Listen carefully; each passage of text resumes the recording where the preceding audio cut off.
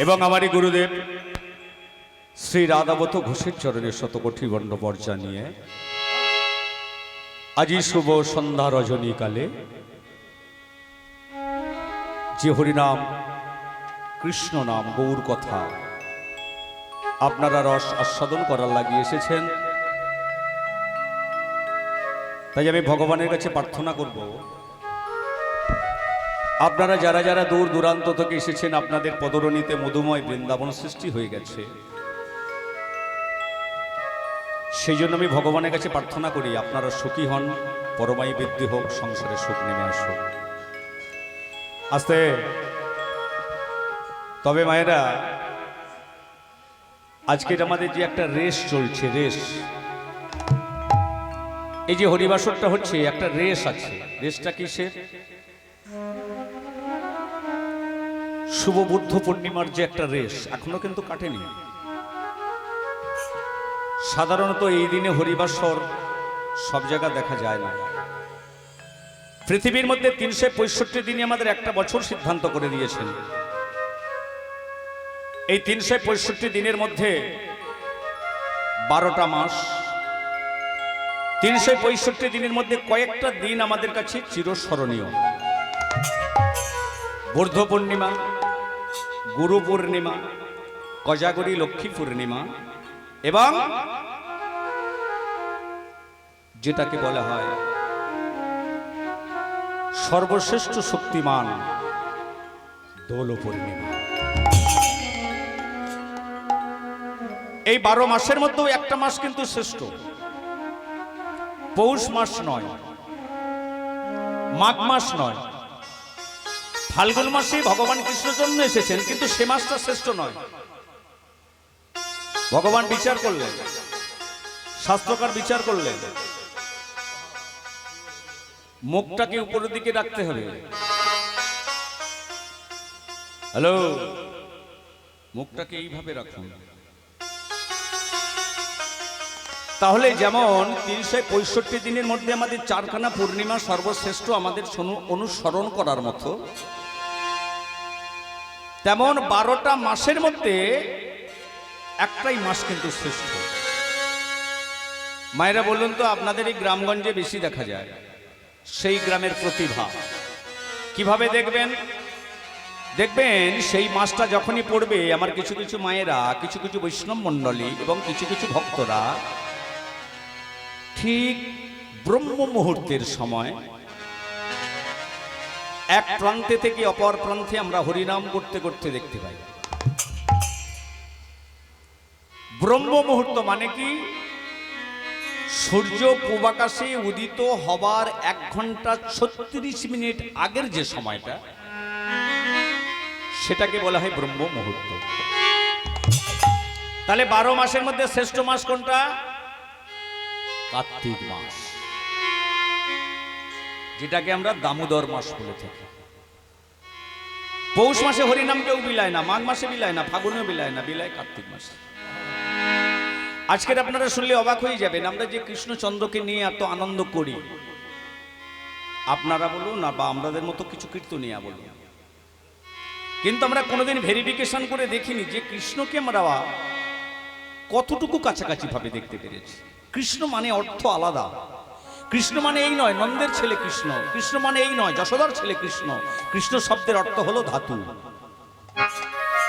যেটাকে বলা হয়েছে ত্রিধাতু প্রত্যয় করিয়া হইয়াছে কৃষ্ণ কহ। 3টে ধাতুকে এক জায়গায় রেখে দেওয়া হয়ে মিশ্রণ করা হয়েছে, মেশানো হয়েছে। সেই 3টে ধাতু এক জায়গায় মেশানোর ফলে কিন্তু আমাদের জন্ম নিয়েছেন কৃষ্ণ। ধাতু শব্দের অর্থ কি? ম্যাগনেট। ম্যাগনেট শব্দের অর্থ কি? যেটাকে আমরা ছোটবেলা থেকে শুনে এসেছি, যেটা চুম্বক বলা হয়, চুম্বক। চুম্বকের কাজটা কি বলুন তো? ওর আশপাশে যত তামা থাকবে ও কিন্তু টানবে না, যদি লোহার টুকরো পড়ে থাকে টেনে নেবে। শাস্ত্রে বলছে তামার লোহা কেন দুটোকে তাৎপর্যতা দেখালেন? ভগবান বললেন যারা তামা তাদেরকে আমি টানি না, যারা লোহা তাদেরকে টানি। তাহলে আপনারা বুঝবেন কি করে তামা কোনটা লোহা কোনটা? কেবল শুধু তার ভজন সাধনের মধ্যে রাখেন। আজকের আমার গর্ব, আজকের আমি খুব আনন্দ পেয়েছি, বিশ্বাস করুন। এটা আমি গর্ব করে বলি। আমি যত জায়গা গানে যাই, বছরে তো প্রায় 6টা-7টা জেলাতে আমাদের পায়ে দিতে হয়, 6টা-7টা জেলাতে যেতে হয়। আমি যত জায়গায় গানে যাই, কিন্তু আমি মৈপিন নগানাবাদের কথাটা ভুলতে পারি না, আজও পর্যন্ত ভুলতে পারছি না। কেন আমার খুব আনন্দ হয়, আমার গর্ব হয়। এটা একটাই কারণে, আমাদের এদিকে যে সমস্ত ভক্তমণ্ডলীগুলো আছে, এবার স্ট্রেচিং ভক্ত। স্ট্রেচিং মানে কি? এরা যা আসে আর যায় না, স্টে করে নেয়। কিন্তু আমরা যে সমস্ত বাইরের জেলাগুলো করি, যেমন হাওড়া, হুগলি, বর্ধমান, মেদিনীপুর, পশ্চিম মেদিনীপুর, ওদিকের ভক্ত আছে, না বলবো না, আছে। কিন্তু এই ভক্তের মধ্যে একটা স্ট্রেচিং ভক্ত পাবেন না। এই জন্য ভাগবতে বললেন, পৃথিবীর মধ্যে যতগুলো জেলা আছে, সকল জেলার শ্রেষ্ঠ জেলা কিন্তু এই দক্ষিণ 24 পরগনার, অন্য কোনায় পাবেন না। কেন জানেন? অনেকে প্রশ্ন করেছিল আমাকে যে, দাদা আপনি বললেন দক্ষিণ 24 পরগনা জেলাটা শ্রেষ্ঠ, কেন আপনার বাড়ি দক্ষিণে বলে তাই বললেন? আমি বললাম না, যুক্তি আছে। বলছে তাহলে যেখানে ভগবান জন্ম নিয়েছে নদিয়াতে, তার চেয়ে কি ভালো দক্ষিণ? আমরা গর্ব করে বলতে পারি দক্ষিণ 24 পরগনা সবচেয়ে বড় জেলা, ভালো জেলা। কেন জানেন? ভগবান আসেননি, কলির ভগবান তখন আসেননি। আমাদের কলির ভগবান এসেছিল কত সালে জানেন? আসতে কলির ভগবান এসেছিল আমাদের এই বঙ্গভূমির মাটিতে, বাংলায়, এক বাংলার নারীর গর্ভে। তখন সালটা ছিল বাংলায় 892 সাল, ফাল্গুন মাসের পূর্ণিমা তিথি, বারে ছিল বৃহস্পতিবার, তারিখ ছিল 22 তারিখ। চৈতন্য চরিতামৃতে কৃষ্ণদাস কবিরাজ কলম দিলেন, ভগবান এই বঙ্গভূমির মাটিতে রক্তে মাংসে গড়া হয়ে এক নারীর গর্ভে এসেছিলেন। আজ থেকে প্রায় 577-78 বছর হয়ে গেছে। এই ভগবান আসার আগে, এই ভগবান আসার আগে বৃন্দাবনে তৎকালীন দিনে এমন একটা ঘটনা ছিল, নবদ্বীপে এর চেয়ে আরো ভয়ানক দৃশ্য ছিল। যারা নবদ্বীপে গেছেন তারা নিশ্চয়ই জানেন, নতুন কথা কিছু না। এক সময় আমাদের এই বাংলা জগৎটা, বাংলা মানে শুধু পশ্চিমবঙ্গ নয়, আমি বাংলা বলতে বোঝাতে চাইছি শুধু পশ্চিম বাংলাটা বাংলা নয়, বাংলাদেশ এবং আমাদের এই পশ্চিমবঙ্গ দুটো মিলে বাংলা। তৎকালীন দিনে এমন একটা সিস্টেম ছিল, এত অত্যাচার হচ্ছিল ভিন্ন জাতির। এখন তো আমরা ভালো মাইক সাউন্ড না হলে গান করতে পারি না, কেন? পরপর নাইট জায়গা, গলার একটা তেজ কমে আসে, তাও তো বয়স হচ্ছে। কিন্তু এক সময় এমন একটা দিন গেছে, মাইক কি, কেউ যদি চিল্লে হরিনাম করতো তাকে ধরে নিয়ে যাওয়া হতো, ধরে নিয়ে গিয়ে সেখানে বেত্রাঘাত করা হতো। আর যার সামনে বসিয়ে রেখে নাম করতো, মানে কৃষ্ণ বলুন, কালী বলুন, যাই বিগ্রহ বলুন না কেন, আগে গিয়ে বিগ্রহটাকে তুলে আছাড় মেরে ভেঙে দেওয়া হতো। এই তর্ক আর সহ্য করতে পারলেন না। হে ভগবান, তুমি তো পরীক্ষিতকে কথা দিয়ে বলেছিলে ক্ষীরোদা নদীর কূলে দাঁড়িয়ে, আমি সত্যে ছিলাম, ত্রেতায় ছিলাম, দাপরে ছিলাম, আমি কলিতে যাব, ভয় পেও না হে কলির মানুষ। সে কথা ভুলে গেলে প্রভু? এবারে তো তোমার আসার সময়, ঠিক সেই সময় অনুসরণ করলেন ভগবান। আমি যাব বলেছি কলিযুগের, ঠিক কথা, তবে আমার শ্লোকটা তোমরা বুঝতে পারোনি, তাই না? বলছে তুমি যদি না বাংলা দিয়ে বুঝিয়ে দাও, আমরা কেমন করে বুঝবো প্রভু? বলছে আমি কথা দিয়েছি মানে যাব, তবে আমার যাবার মধ্যে একটা ডেফিনিশন আছে, একটা ভাগ আছে। আমি যে শ্লোকটা ব্যবহার করেছিলাম পরীক্ষিতের কাছে, শ্লোকটার নাম হলো যদা যদাহি ধর্মস্য গ্লানির্ভবতি ভারতম অভ্যুত্থানং ধর্মস্য তদগমানম সৃজনমহা পরিত্রাণং সাধুরাগ বিনাশায় চতুর্কৃতম ধর্ম সমস্ত পুনরুদ্ধায় সম্ভবামি যুগে যুগে সম্ভবামি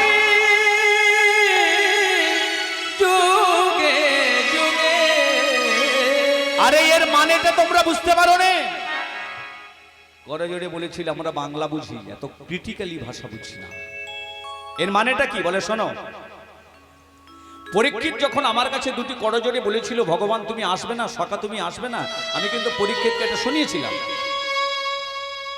এর মানেটা কি জানো? এর মানে হলো যাদা যাদা হি ধর্মস্য গ্লানির্ভবতি ভারতম, মানে হলো যখন যখন দেখবে এই পৃথিবীর ধ্বংসের মুখে গেছে, সেদিন আমি সাধু গুরু বৈষ্ণবকে উদ্ধার করিবার জন্য নিজে হাতে দস্যু দলন করব। তবে হ্যাঁ, শঙ্খ দিয়ে নয়, চক্র দিয়ে নয়, গদা দিয়ে নয়, পদ্ম দিয়ে নয়, আমি একটাই অস্ত্র ব্যবহার করব, যার নাম প্রেম। রক্তে মাংসে গড়া হয়ে নিজে কাঁদবো, সবাইকে কাঁদাবো, আর জন্ম নেব শুধু এই বাংলার মায়ের গর্ভে, বাংলার বুকে। এখন তো আমার যাওয়ার সময় নয়। কেন ডাকছো? আমি বলেছি মানে যাব, তবে আমার সময় কখন? যখন এই দেখবে দেশটা ধ্বংসের মুখের দিকে চলে গেছে, তখন আমি চিন্তা করে দেখব। বলেছিল ভগবান, তুমি যদি না আসো তাহলে হিন্দু ধর্ম আর থাকবে না। হিন্দু ধর্ম আর থাকবে না। একটা কথা চিন্তা করবেন, যদি কোনো ধর্ম আশ্রয়কারী ধর্ম, যদি কোনো ক্ষমা করা ধর্ম হয়ে থাকে পৃথিবীতে, হিন্দু ধর্ম ছাড়া আপনারা কোনো ধর্ম পাবেন না। অন্য কোন জাতির মানুষ এসে হিন্দুতে বাড়িতে আসুক, আশ্রয় নিতে চান, প্রাণ ভরা, প্রেমময় ভরা, মায়া ভরা মায়েরা ক্ষমা করে দেবেন। কিন্তু একবার গিয়ে দেখুন তো, মুসলিমের ঘরে কোনো হিন্দু গিয়ে আশ্রয় নেই। রাস্তার পাশে বড় একটা মন্দির করে রেখেছেন, হঠাৎ বজ্র বৃষ্টি আসছে, কোন মুসলিমের দল হেঁটে যাচ্ছে, সে কিন্তু চিন্তা করবে না হিন্দুদের মন্দির, প্রাণ বাঁচানোর জন্য মন্দিরের উপরে উঠে যায়, অনেক সময় জুতো পরেও উঠে যায়। আমার হিন্দুরা কোনোদিন বলে নাই লেবে যায়, কেন সেও জানে বজ্রপাত হচ্ছে। ওই একবার ছুটে গিয়ে মসজিদে ঢুকে দেখুন তো। এই জন্য বলছে, যদি ক্ষমা করা ধর্ম কিছু থেকে থাকে সেটা হলো হিন্দু ধর্ম। কর্মে বিবাদ নেই, ধর্মে কিন্তু বিবাদ। কর্মে কোনোদিন আমরা বিবাদ করি না, কেন? ওটা আমাদের রুচি। আমরা ধর্ম নিয়ে কাড়াকাড়ি করে মারামারি, দাঙ্গাদাঙ্গি শুরু করি। একটা ফ্যাক্টরিতে দেখবে না, ৫,০০০ যদি শ্রমিক কাজ করে, সবাই তো আর হিন্দু হতে পারে না। স্টেপ বাই স্টেপ তারা ডিউটি করে চলে যাচ্ছে, কারোর সঙ্গে কিন্তু গন্ডগোল হচ্ছে না। গন্ডগোল হচ্ছে কি জানেন? আমি মুসলিম, ও হিন্দু, ও খ্রিস্টান, ও জৈন, ফরাসি। ধর্ম নিয়ে মাতামাতি করে আমরা ধর্মটাকে শেষ করে দিচ্ছি। তাই তোমাকে বললাম, হে প্রভু, তুমি যদি না আসো, কলিযুগে হরি নাম থাকবে না। তুমি দয়া করে একবার এসো না প্রভু। চিন্তা করতে করতে মনে পড়ে গেল, ভগবানকে পাওয়ার একটাই মাত্র রাস্তা, মা। ভগবানকে পাওয়ার একটাই রাস্তা সোজা আছে। ভগবানের সন্ধান বাবা মা বলে দিতে পারে না, বাবাও বলতে পারবেন না, মাও বলতে পারবেন না। ভগবানের সন্ধান কারা দেয় জানেন? দেহ ছিল আগে তোমার শ্মশানের সমান, একজন পৃথিবীতে তোমার কানে মন্ত্র দিল, সেদিন তোরই হলো ফুলেরই বাগান। শাস্ত্রে বলছে, ভগবানের সন্ধান যদি কেউ দিতে পারে, গুরুদেব ছাড়া আর কেউ দিতে পারেন না। মনে পড়ে গেলেন অদ্বৈত আচার্যের গুরুদেবের নাম হলো বৈষ্ণব সমাজের চূড়ামণি শ্রী শ্রী মাধবেন্দ্রপুরী। গুরুদেবের কাছে ছুটে গেলেন ঠিক ব্রহ্ম মুহূর্তে, ভোরের সময়। গুরুদেব, দরজা খোলো। গুরুদেব চিন্তা করলো, এ তো আমার সেই ভক্তের কণ্ঠেশ্বর, আমার শিষ্যের কণ্ঠেশ্বর অদ্বৈত আচার্য, দরজাখানা খুলে দিয়ে।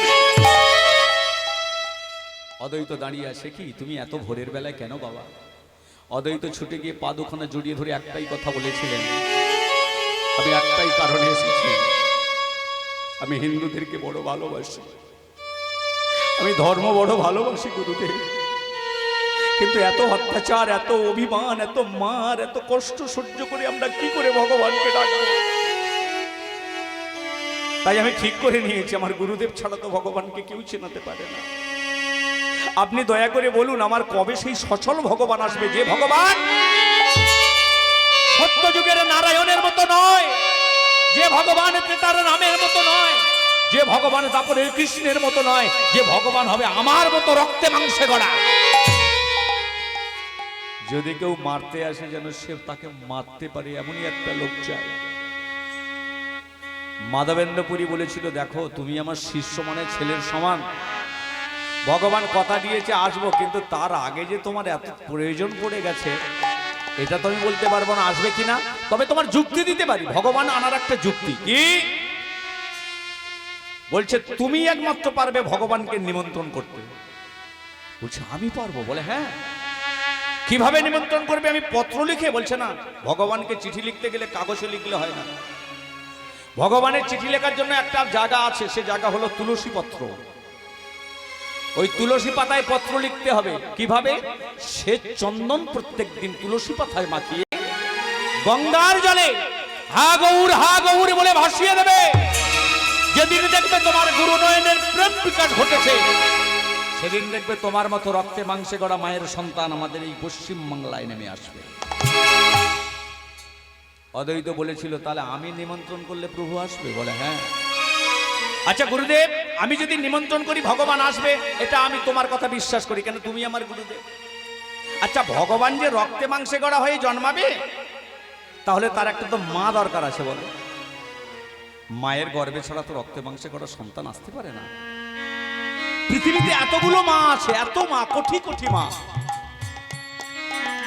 তাহলে তুমি আমাকে চিনিয়ে দাও, বলে দাও কোন মায়ের গর্ভে আমাদের ভগবান নেমে আসবে। বৈষ্ণব সমাজের চূড়ামণি মাধবেন্দ্র বলেছিলেন, পৃথিবীর মধ্যে কোটি কোটি মা আছে ঠিক কথা, তবে তার মধ্যে একটাই নারী শ্রেষ্ঠ, একটাই মা শ্রেষ্ঠ, আর ভগবানের আসার জায়গায় একটা শ্রেষ্ঠ শক্তিবান। বলছে মেয়েটাকে নবদ্বীপে আসে, যার নাম হলো শচী দেবী। এই দুটো কথা শুনেছিলেন। একটা হলো যে মায়ের গর্ভে আসবে তার নাম শচী দেবী, এক, আর আমি নিমন্ত্রণ করলে ভগবান আসবে, এটা হলো দুই। এই দুটো প্রশ্ন। তৃতীয় প্রশ্নটার শুনতে বাবার সৌভাগ্য তার হলো না। মনের আনন্দে ছুটে চলে গেলেন শ্রীবাস, মানে দেব ঋষি নারদ, যিনি ছিলেন কলিযুগে যার শ্রীবাস রূপে জন্ম নিয়েছেন।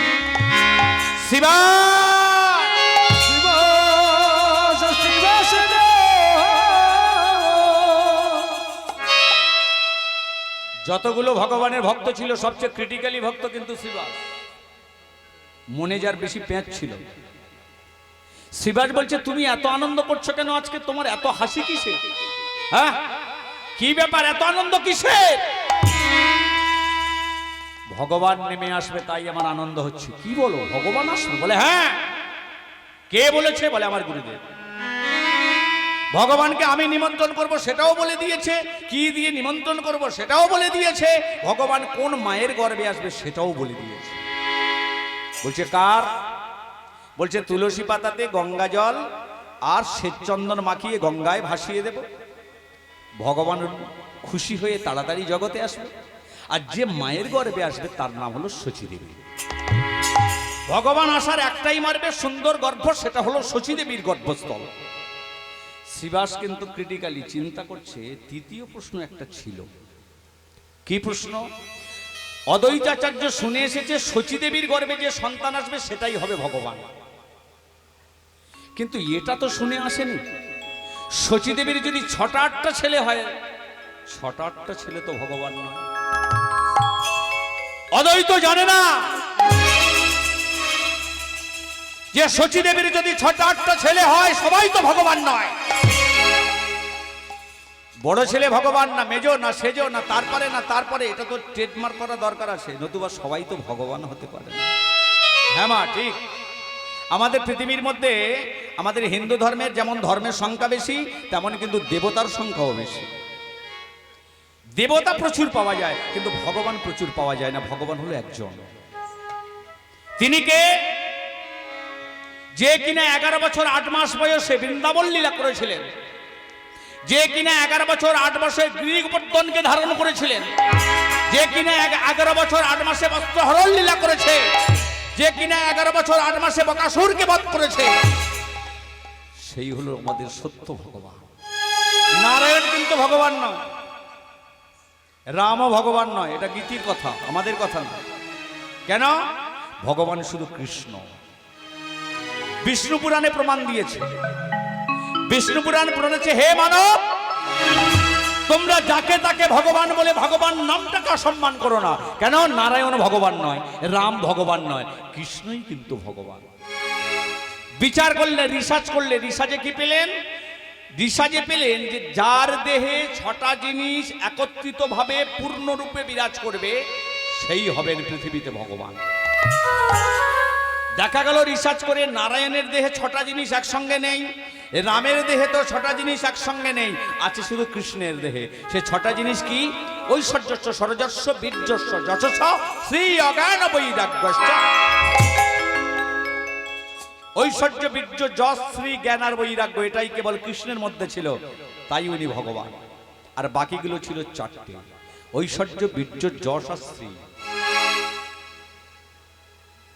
তাহলে সেই কৃষ্ণ।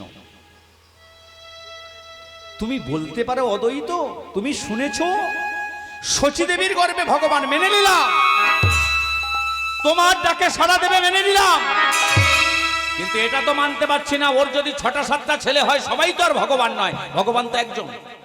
তুমি পরীক্ষাটা করে ভগবানটা চিনবে কি করে? কিন্তু অদ্বৈত কিন্তু কম তেজি নয়।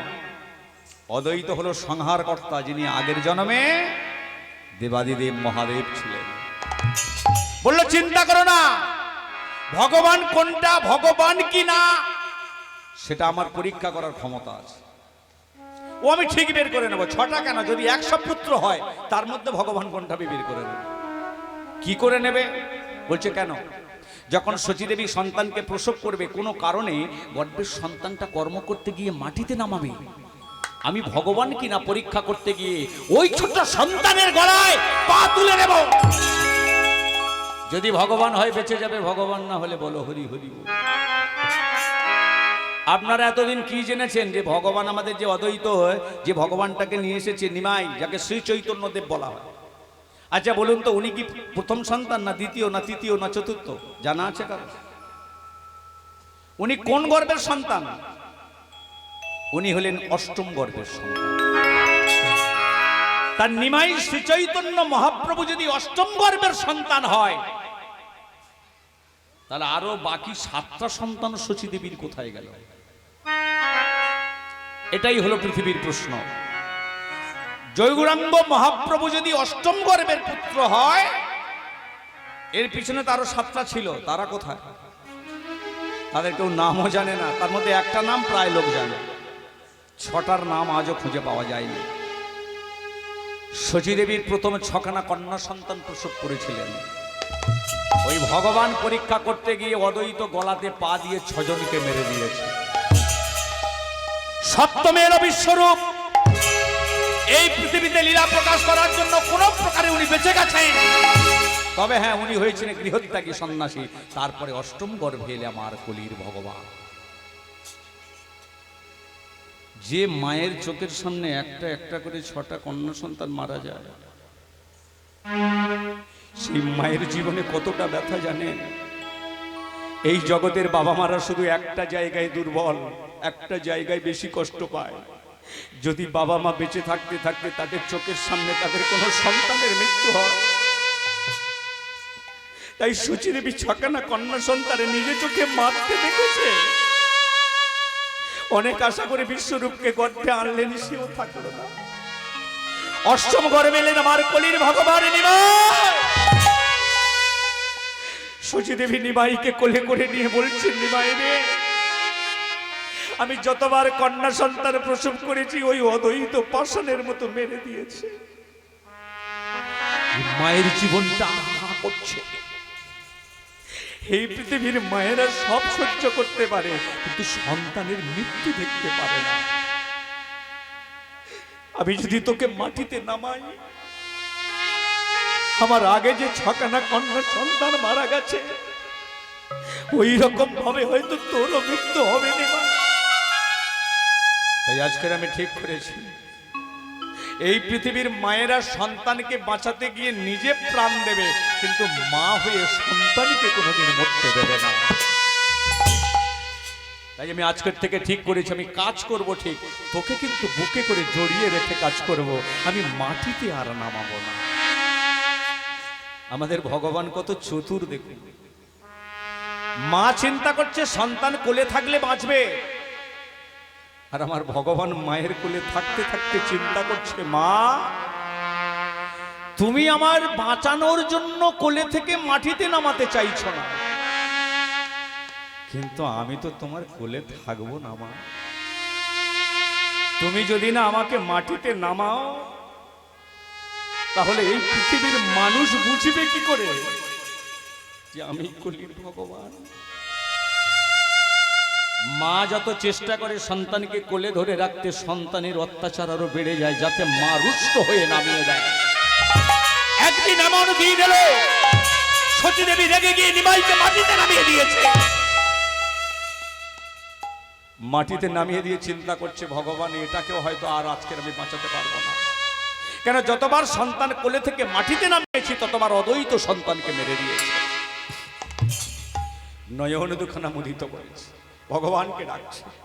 আর অদ্বৈত দূর থেকে লক্ষ্য করলেন, বাহ, আগে 6টা মেরেছি, আজকের এটা নিয়ে 7টা হবে। ও মাটি যখন নেমে চোখে মারবই। অদ্বৈত আসছে ছুটে, আর কলির ভগবান মাটিতে হামা দিচ্ছে, চিন্তা করছে, হায় রে, আমার ভক্ত আমাকে মারতে আসছে ছুটে ছুটে। ওর তো ছুটতে গেলে কষ্ট হয়, কেন ও মোটা সোটা মানুষ। বরং আমি যদি একটু ওর কাছে যাই আমার ভক্তের কষ্ট কম হবে। মাগো, ভগবানের প্রেম এমনই হয়, নিজে মার খাবেন কিন্তু ভক্তদের মারতে দেবেন না। অদ্বৈত ছুটে ছুটে আসছে, আর কলির ভগবান চিন্তা করছে, আমি যদি একটু আগিয়ে যাই আমার অদ্বৈতের কষ্ট কম হবে। প্রভু আমার হামা দিতে দিতে একটু আগিয়ে গেলেন। যখনই দুজনার কাছাকাছি চলে এসেছে, অদ্বৈত গলায় পা দেবে, দেখতে পেলেন যার গলায় পা দিতে গেছে তার ডান পায়ের তলায় শঙ্খ চক্র গদা পদ্মের চিহ্ন। না, আমি এতদিন ছকানা কন্যা সন্তানকে মেরেছি, কারোর পায়ের তলায় এমন চিহ্ন দেখিনি। তাহলে তুমি কি আমার সেই স্বপ্নে দেখা ঈশান? মাটি থেকে কোলে করে তুলে নিয়েছি নিমাইকে। নিমাই, আমি বুঝতে পেরেছি নিমাই, কেন এই সব চিহ্ন যার তার চরণে থাকে না। গুরুদেব আমাকে বলেছিল এই সব চিহ্ন স্বয়ং ভগবানের পায়ের তলায় থাকে। তাই তোমাকে আমি কি মারতে পারি? হ্যাঁ, মায়ের দিকে তাকিয়ে দেখছে, সচিমা ভেবেছে নিমাই হয়তো মরে গেছে, পা তুলে দিয়েছে। সন্তানটাকে কোলে করে নিয়ে অদ্বৈতাচার্য মায়ের কাছে গেছে। সচিমা, আর নয়ন বুঝিয়ে থেকো না, নয়নটা খোলো। আরে দেখো, তোমার নিমাই মরেনি, আমি মারতে পারিনি। সচী দেবী নয়নের দোকানা খুলে দেখছি নিমাই অদ্বৈতাচার্যের কোলে। অদ্বৈত, তুমি আমার 6টা কন্যা সন্তানকে মেরে দিয়েছো, আজকে কেন নিমাইকে মারলে না? মাকে বোঝালেন, মাগো, কাকে মারবো আমি এনাকে মারবো? যে কিনা আমাকে পৃথিবীতে পাঠিয়েছে, যে কিনা সারা বিশ্ব চরাচরের মালিক, তাকে আমি কেন?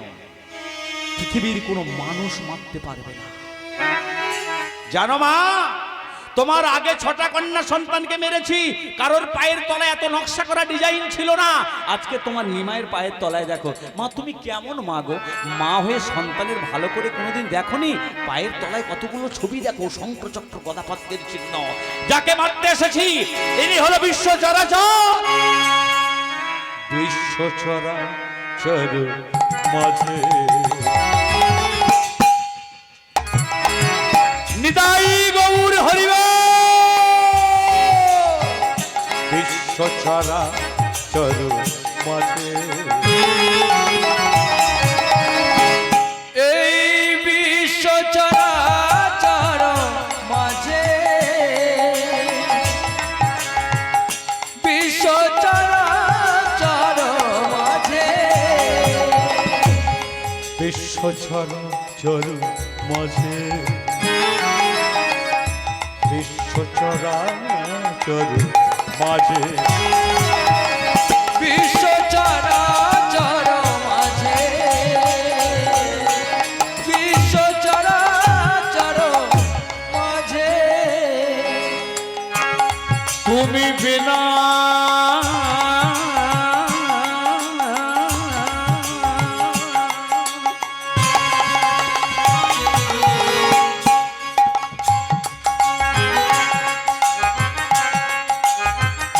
কে আছে আমাদের?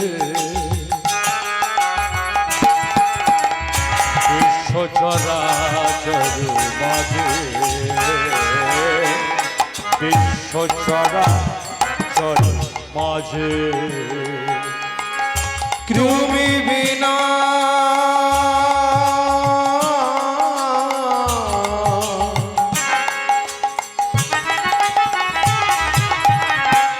বলো কে আছে আমার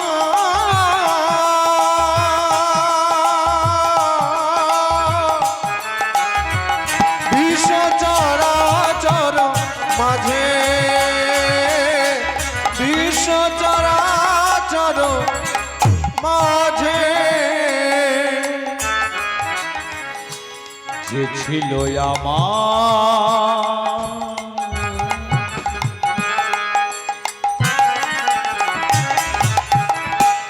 সুখে দুঃখে বন্ধু সে হলো আমার জীবন দুয়ারের সিন্ধু। ও গো যে ছিল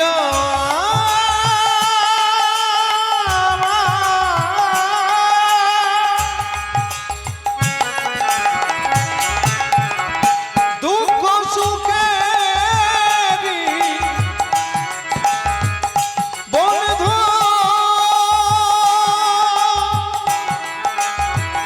সে হলো আমার জীবন দুয়ারের সিন্ধু। যে ছিল আমার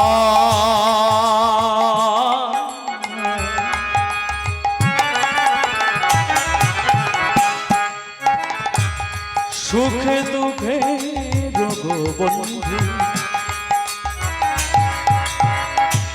সে হলো আমার জীবন দুয়ারের সিন্ধু। ও গো যে ছিল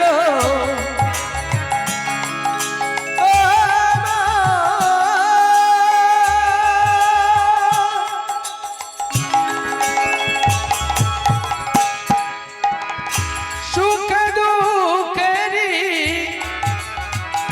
বন্ধু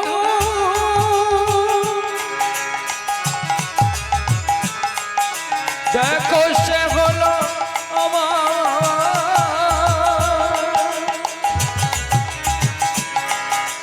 এই জীবন দুয়ারের সিন্ধু।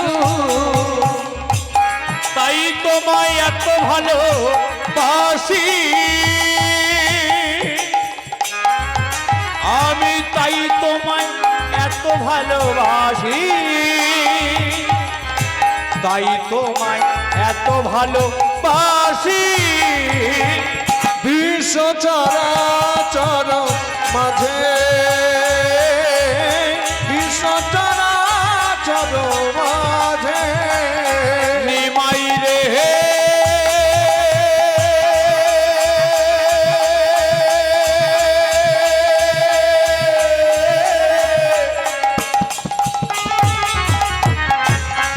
নিমাই রে ওরে নিমাই রে নিমাই রে ওরে নিমাই নিমাই রে নিমাই নিমাই রে। অদ্বৈতাচার্য চিন্তা করলেন নিমাই আমার সে অনেক ছোট, মহাপ্রভুর সে অদ্বৈত আচার্য 60 বছরের বড়, 2-1 বছর নয়, 60 বছরের। একটা ছোট্ট দুধের শিশুর কাছে একটা 60 বছরের ব্যক্তি দুটো হাত জোড় করে একটাই কথা বললেন, প্রভু আমি বুঝতে পেরেছি তুমি আমার সেই স্বপ্নে দেখা ঈশান, যার জন্য এতদিন আমি অপেক্ষা করেছিলাম। হে প্রভু, আজকের আমি নিশ্চিন্তা হলাম, এবার কলির মানুষরা ভালো করে নাম করতে পারবে, গান করতে পারবে। কলির মানুষরা কৃষ্ণ কথা বলে মনে আনন্দ দিতে পারবে। তবে একটা কথা বলে যাই সচী দেবী, আজকের যে ছেলেটা তোমার গর্ভে এসেছে কিন্তু সাধারণ ছেলে নয়। তুমি মনে ভেবো না তোমার 6টা কন্যা সন্তান মারা গেছে বলে রাধাদের সঙ্গে নিমাইকে এক করে দেখো না, নিমাইটা হলো আলাদা। একটা কথা বলে গেলাম, মন দিয়ে শুনে রেখো মা, নিমাইকে তুমি যত্ন করে ধরে রেখো, নতুবা এই ছিল এই নাই, কোথায় গেল ব্রজের কানাই। নিমাই শিশুবেলার থেকে মায়ের কাছ থেকে বড় হচ্ছে। তখনই যখন নিমাই আসার ঠিক 5 বছর আগে বলেছিলাম না, পৃথিবীতে সর্বশ্রেষ্ঠ জেলা হলো এই দক্ষিণ 24 পরগনা জেলা, এর চেয়ে বড় নেই। তার কারণ আছে বাবা। কারণটা কি জানেন? যখন মুঘল সাম্রাজ্যে রাজা সম্রাট আকবর ছিলেন, তখন বৃন্দাবনের সেবায়েতের কাজ ছিল শ্রীজীব গোস্বামী প্রভু প্রাপ্ত। মুসলমানদের অত্যাচারে যদি কোনোদিন কেউ বৃন্দাবনে যান, প্রমাণ দেখে নেবেন। যেখানে মদন গোপাল জিউর মন্দির অনেকে জানেন, নিকুঞ্জ মন্দির অনেকে জানেন, ওই নিকুঞ্জ মন্দিরের ঠিক ডান দিকে মদন গোপাল জিউর মন্দির, যে মন্দির এখনো বিগ্রহ আছে, যে মন্দিরটা বানানো আছে, এই মন্দির কিন্তু ওখানকার লোকের নয়। ওই মন্দির হলো আপনাদের এলাকার মানুষ, আপনাদের এখানকার জমিদার। আপনারা শুনলে অবাক হয়ে যাবেন যে ভাই তুমি জানলে কি করে? আজ থেকে 577 বছর আগেকার ঘটনা।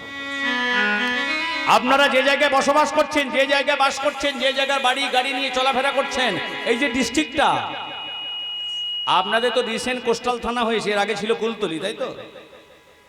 কুলতলি কার শাখার মধ্যে পড়ে? জয়নগর। আপনাদের এখানকার টাকায় কিন্তু বৃন্দাবনে যে মদন গোপাল জিউর মন্দির প্রতিষ্ঠা হয়েছে, সেটা অন্য রাজ্যের লোকের নয়, অন্য জেলার লোকের নয়, এই দক্ষিণ 24 পরগনা জেলার জমিদারের টাকা। তখন মহাপ্রভুর বয়স ছিল 5 বছর। আপনারা যে জায়গার উপরে বাস করছেন, আপনাদের এখানকার যে জমিদার ছিল, আপনারা জানেন কি? নাম শুনেছেন কোনোদিন? 577 বছর আগেকার জমিদার, যেটা জয়নগরের উপর দিয়ে আসতে হয়, যে রোডটা ধরে আপনারা আসেন, যে পিচ রাস্তাটা ধরে, এটাও কিন্তু সেই জমিদারের, যার নাম দেয়া হয়েছিল নন্দকুমার বসু মহারাজ। আপনারা হয়তো অনেকে জানেন না, অনেকে মানে প্রেয়ই জানেন না। আপনাদের এখানকার জমিদার স্থাবর অস্থাবর সবকিছু ছেড়ে দিয়ে চলে গেছে বৃন্দাবন। জয়নগর এলাকার মধ্যে একটাই শ্রেষ্ঠ জমিদার ছিল, যার জমিদারি ছিল কুলতলি থানা পর্যন্ত। নাম ছিল নন্দকুমার বসু মহারাজ। আজ থেকে 577 বছর আগেকার ঘটনা। সেই নন্দকুমার বসু মহারাজ বৃন্দাবনে গিয়ে দেখছে মুসলমানদের অত্যাচারে মদন গোপালের বিগ্রহটা ভেঙে দিয়েছে, মন্দিরও ভেঙে দিয়েছে। তখন এই ভগবানের 3 ভাই, শ্যামসুন্দর, মদন মোহন আর রাধাবল্লভ, 3জনই যুক্তি করলেন, ভাই রে, এখান থেকে পালিয়েছ, নতুবা কোন দিনে আমাদেরও আছাড়া মেলে ভেঙে দেবে।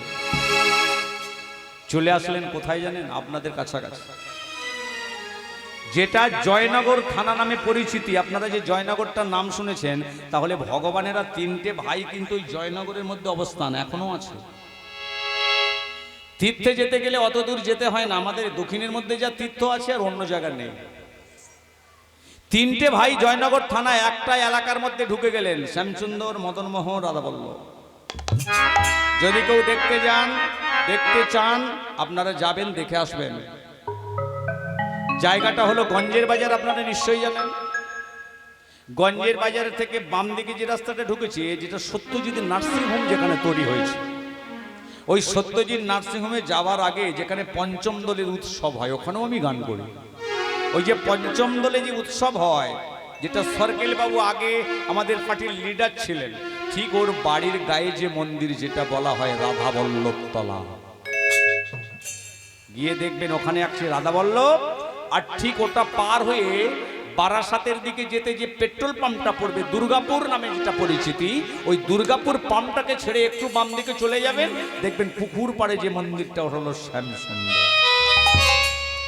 আর মদন মোহন কোথায় আছে জানেন?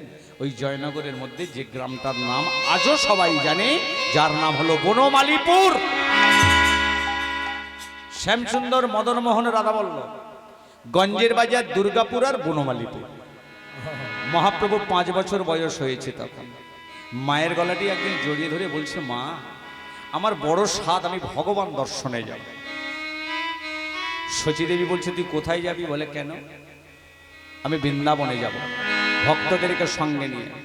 শচীদেবী বলেছিল তুই মতো একটু কি তো মায়া দয়া নেই? আরে নিমাই, তোর মতো ছেলেকে গর্ভে ধরে আমার মতো মাকে যদি কাঁদতে হয়, তাহলে পৃথিবীতে আর কোনো মা সন্তানকে কামনা করবে না। তুই কি আমার মনে একটুও শান্তি দিবি না, একটুও সুখ দিবি না? তোর জন্য আমাকে কেঁদে কেঁদে বেড়াতে হবে? নিমাই গলাটি জড়িয়ে ধরে বলছে মা, কথাটা তুমি আর একবার বলো, আমাকে ভালো করে শুনতে হবে। তুমি আমাকে গর্ভে ধরেছো, আমি তোমার গর্ভে এসেছি বলে তোমার কি কষ্টটা বেড়ে গেছে, দুঃখটা বেড়ে গেছে, তাই তুমি আমার জন্য কাঁদছো, আমি তোমার কাঁদাচ্ছি, তুমি এটা বলতে চাও? শচীদেবী বলছে আমার থাকার মধ্যে কাছে তুই একাই আছিস, তুই ছাড়া তো আর আমার কেউ নেই, কে কাঁদাবে বল? ভগবান উত্তর দিয়েছিলেন মা, পৃথিবীতে দেখবে যারা কাঁদে, ছেলে কাঁদুক, বুড়ো কাঁদুক, বুড়ো কাঁদুক, যেই কাঁদুক, হয়তো আমাদের মনে মায়া হয় যে মা বসে বসে কাঁদছে, বাবা বসে বসে কাঁদছে। এই মায়াটা আমাদের কায়াকে নষ্ট করে দেয়, জানো মা? একটা কথা জেনে রেখো, এই পৃথিবীতে যারা যারা কাঁদবে, মনে ভাববে এরা কেউ কাউকে কাঁদায়নি, এদের যে এরাও যেন কাঁদছে। শচীদেবী বলছে তারা কাঁদছে কেন? বলে কেন জানিস? একটাই কারণে। কি কারণ? যারা আজকের এই পৃথিবীতে কাঁদবে, জেনে রাখবে এই সব ব্যক্তি আগের জন্মে কোন সৎ মানুষের মনে বিনা কারণে আঘাত করেছিল। ভগবান ওই আঘাতটা তার ভান্ডারে রেখে দিয়েছে, যত রেখে দিয়েছে যত্ন করে তত ডবল হয়ে গেছে। যখন ওই ভান্ডারটা পরিপূর্ণ হয়ে গেছে, ভগবান ওই দুঃখটাকে কি করেছে জানো? যে ব্যক্তিটা বিনা কারণে আগের জন্মে সৎ মানুষের প্রাণে আঘাত দিয়েছে, ওই দুঃখটা তার জীবনে রিটার্ন দিয়েছে। একটা কথা জেনে রেখো মা, এই পৃথিবীতে কাউকে কাঁদালে কাঁদিতে হয়, এ কথাটা আজও মিথ্যা নয়। শচীদেবী বলছে তাহলে আমি কারে কাঁদিয়েছি যে আমার কাঁদতে হচ্ছে? বলে হ্যাঁ তুমি কাঁদিয়েছো। শচীদেবী বলছে নিমাই, আমি জ্ঞাত অবস্থায় কাউকে কাঁদাইনি, আমি কাঁদিয়েছি কিনা আমার মনে নেই, তোর মনে আছে একটুখানি ছেলে। নিমাই বলছে মা, মনে রাখারটা ব্যাপার, সবার তো সবকিছু মনে থাকে না। তুমি একটু চিন্তা করে দেখো না, তুমি কারে কাঁদিয়েছো? শচীদেবী বলছে আমার তো মনে পড়ছে না আমি কারে কাঁদিয়েছি। বলে মা তোমার মনে পড়ে? তুমি আমার বাবাকে কাঁদিয়েছিলে, মনে পড়ছে? শচীদেবী চিন্তা করে উত্তর খুঁজে পাচ্ছে না। তোমার বাবাকে আমি কবে কাঁদালাম? হ্যাঁ? বলে হ্যাঁ কাঁদিয়েছো, আমার চোখের সামনে কাঁদিয়েছো, আমি দাঁড়িয়েছিলাম। শুধু কান্না নয়, তোমার মতো মেয়ে আমার বাবার মতো মানুষকে পায়ে পর্যন্ত ধরিয়েছ। জানো মা, স্ত্রী যদি তার স্বামীকে পায়ে ধরে, সেই স্ত্রীকে নরকে যেতে হয়। শচীদেবী বলছে নিমাই, যত বড় মুখ নয় তত বড় কথা বলিস না, এই পাপের কথা বলিস না। আমি তোর বাবাকে কাঁদাইনি, তোর বাবাকে পায়েও ধরাইনি। আর একজন বাকি আছে, আর একজনকেও কাঁদিয়েছ, পাগলের মতো কাঁদিয়েছ, সেটা হলো আমার মা।